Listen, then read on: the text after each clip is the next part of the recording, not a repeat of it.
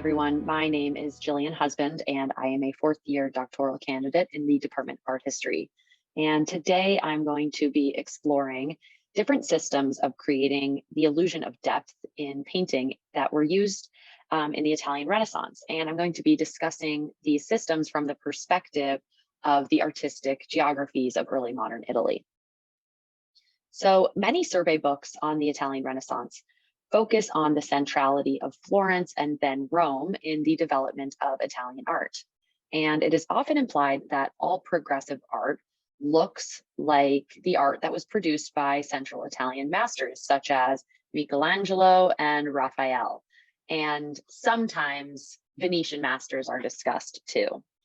However, across the entire Italian peninsula, sophisticated and inventive artists engaged with a variety of styles and artistic traditions.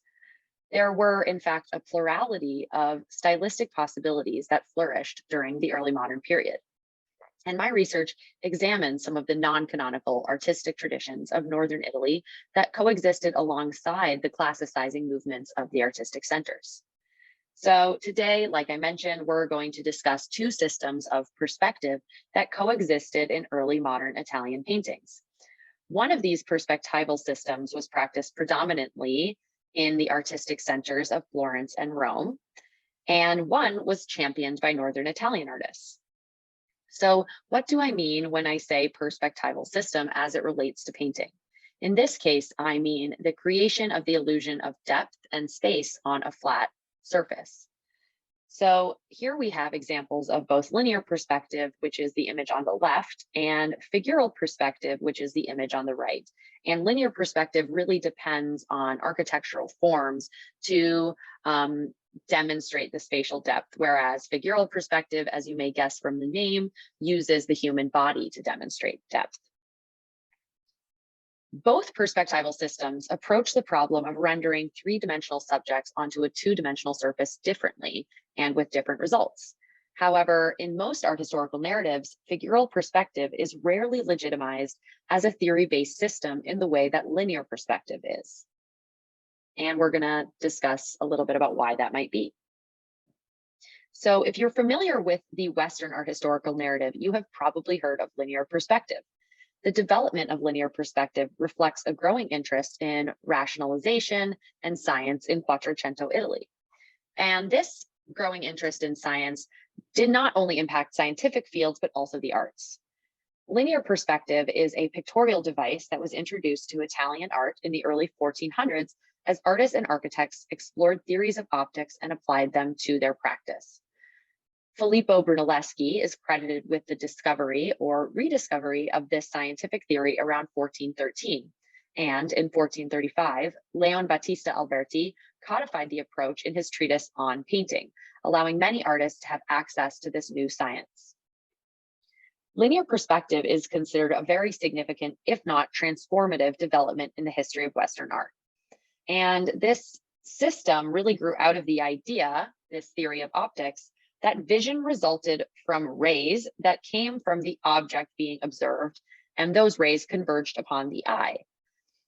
So what we're looking at right now is a diagram of this theory of optics. So here we have the eye and the object being viewed, and these rays that converge upon the eye from the object kind of form a pyramid of rays. So the painting surface, which is also called the picture plane, is understood as a representation of a slice of the pyramid of rays.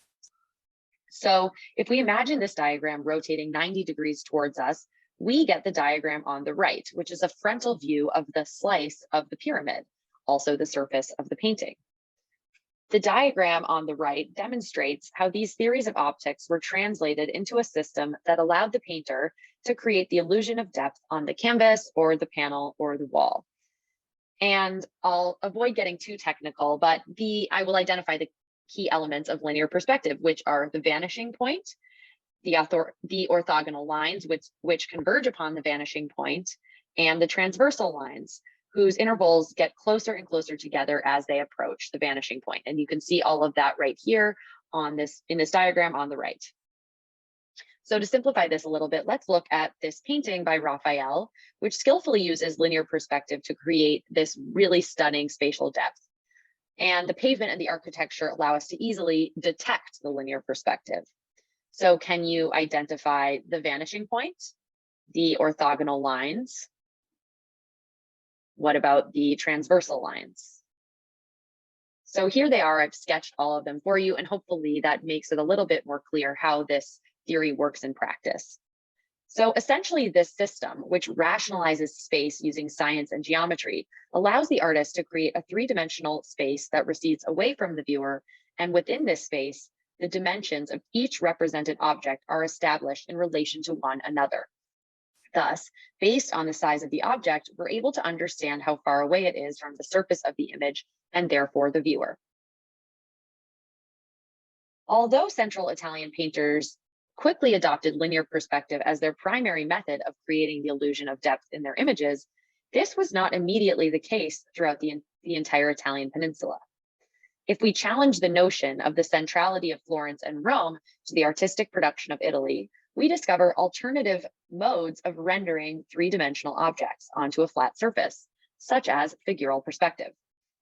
This perspectival system uses foreshortening of the human body to suggest space and depth. So what is foreshortening? Foreshortening is a visual effect in painting and drawing in which objects or bodies are represented at an angle that abbreviates or truncates the form, creating the impression that that thing is projecting toward the viewer from deep inside the picture plane. Bramantino, the artist whose painting we are looking at right now, has applied extreme foreshortening to both the human figure and the frog in the foreground to create the illusion that the surface of the painting is not flat and that the pictorial space, in fact, extends expansively in front of the viewer.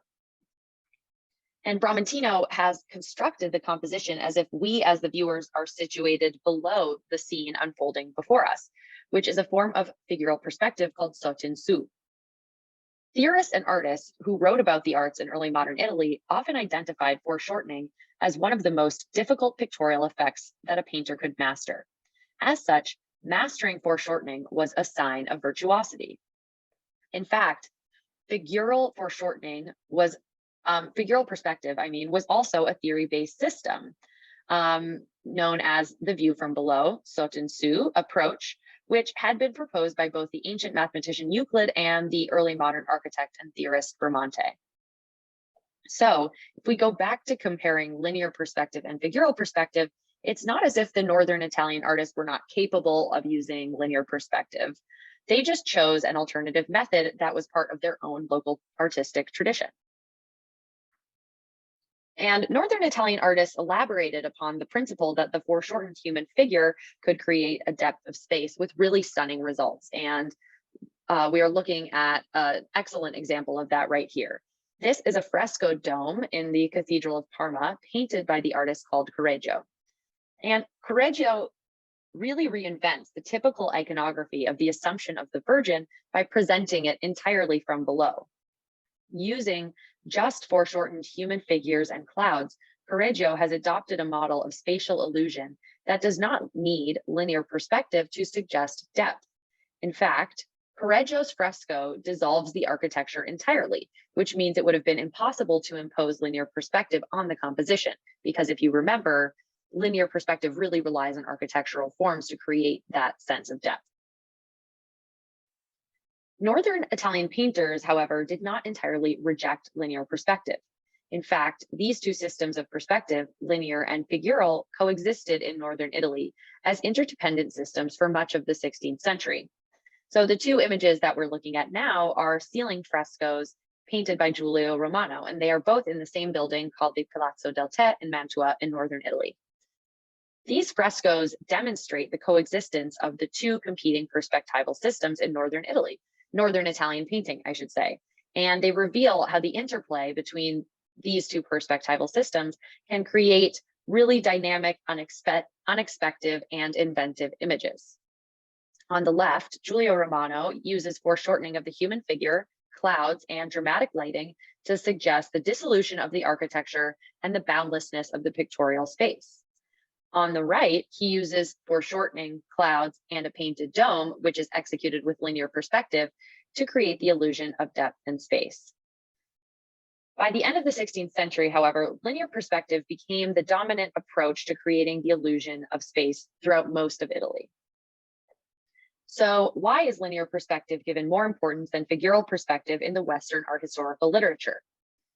And why did linear perspective and the central Italian artistic tradition come out as the winner in this confrontation of artistic values in early modern Italy? The answer is, of course, complicated, and there are multiple explanations encompassing issues of art historical scholarship and religious reform. But in sum, the different trajectories and scholarly treatments of these two perspectival systems really emphasizes the need to employ different methodologies and examine overlooked artworks, artists, and concepts in our reconstruction of this complex period of the history of Italian art.